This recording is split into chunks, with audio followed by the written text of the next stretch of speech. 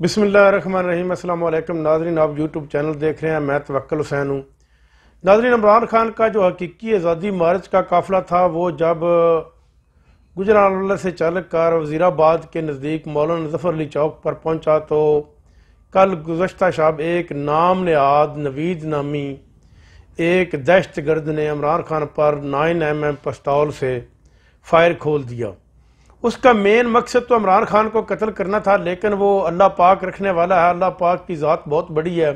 उसकी ज़िंदगी बाकी थी और इस कौम की दुआएं इमरान खान के साथ थीं, लेकिन गोली इमरान खान के पाँव को छूते हुए गुजर गई और एक गोली कान के नज़दीक से गुजर गई। 13 आदमी वहाँ पर ज़ख्मी हुए, लेकिन एक आदमी जिसने इस नाम ने आज दहशतगर्द को पकड़ने की कोशिश की थी वो PTI रहनुमा था। उसको सीधी गोली लगने से वो जाँ बाक हो गया। आज उसका नमाज जनाजा अदा किया जाएगा।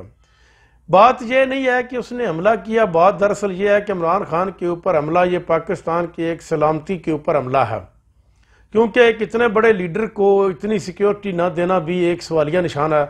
और ये ना तो आप वफाक के ज़िम्मे लगा सकते हैं और ना किसी और सूबे की जिम्मेदारी है। ये पंजाब हुकूमत की जिम्मेदारी थी और उन्होंने इसको अच्छे तरीके से निभाना था। मुल्ज़म नवीद ने यह बयान दिया है कि मुझे ये जो इनके डेक लगे हुए थे उधर से अजान हो रही थी और इधर से इनके डेकों की आवाज़ आ रही थी, यानी कि उसको एक मजहबी रंग दिया जा रहा है। इमरान खान पहले भी कह चुके हैं कि मेरे कत्ल के ख़िलाफ़ जो भी साजिश बनाई जाएगी उसको एंड के ऊपर मजहबी रंग दिया जाएगा, और वही बात सामने आई है कि इसको भी मजहबी रंग दिया जा रहा है।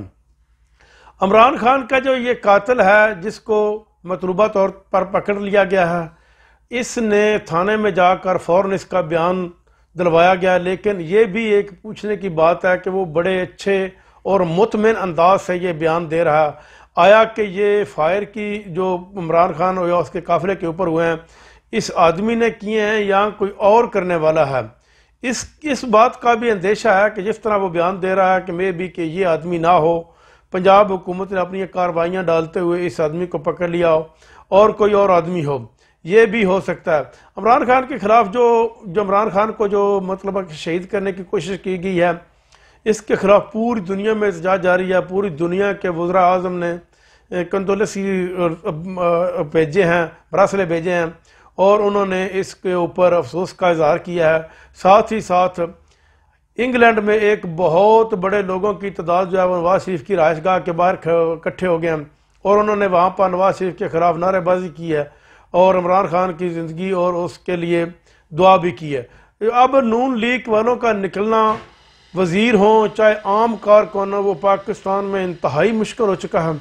राना सनाउल्लाह उसके घर के खिलाफ नून PTI के बेताशा कारकुन इकट्ठे हो चुके हैं और उनका यही इल्ज़ाम है कि ये जो नून अपना हमला हुआ इमरान खान के ऊपर ये करवाने वाला राना सनाउल्लाह, जबकि बजाते खुद इमरान खान ने एक बयान भी दिया है, अस्पताल से जारी हुआ है, जिसमें उन्होंने 3 आदमियों का नामजद किया है और उसके खिलाफ यासमी राशिद की मुद्दत में एक मुकदमा दर्ज किया जाएगा ताकि उनको इबरत का निशान बनाया जाए।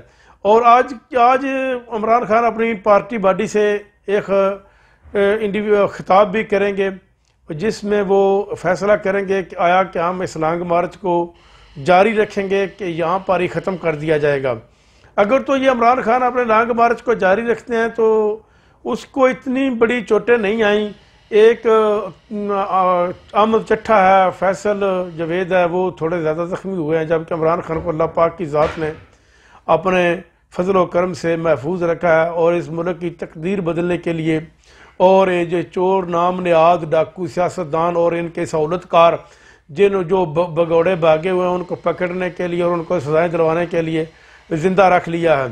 ये जो इनके सहूलतकार हैं, ये जो हमारे पुराने सियासतदान हैं जिन्होंने आकर ये ब्रिटिश राज हमारे ऊपर मुसल्लत कर दिया, अवाम का जीना इस ब्रिटिश राज ने दोबर कर दिया, जहाँ तक कि महंगाई का ये आलम है कि आम आदमी भी इंतहाई परेशानी की ज़िंदगी बसर कर रहा। अगर इस महंगाई से जान छुड़ाने के लिए आलमी तौर पर पाकिस्तान की इज़्ज़त बनाने के लिए इमरान खान कोशिश कर रहा है 70 साल का आदमी होकर, तो इन सहूलतकारों को क्यों नहीं ख्याल आता कि आखिर ये क्या वजह है कि ये एक आदमी ही करप्शन के खिलाफ लड़ रहा है और करप्शन के खिलाफ लड़ना क्या इसकी जिम्मेदारी है, दूसरे अदारों की जिम्मेदारी नहीं है। हमारी भी उतनी ही जिम्मेदारी बनती है جتنی اس آدمی کی بنتی ہے کہ ہم بھی اس کرپشن کے خلاف آواز اٹھائیں اور اس کرپشن کو ختم کیا جائے. لیکن کرپشن اس وقت تک ختم نہیں ہو سکتی جب تک یہ غدار اور چور ڈکیٹ سیاستدان نہیں ملک سے ختم ہوں گے. جب تک یہی سیاستدانوں کا ٹولہ جو غداری کر رہا ہے ملک کے ساتھ وہ ملک کے اوپر مسلط رہے گا تو کرپشن کس طرح ختم ہوگی.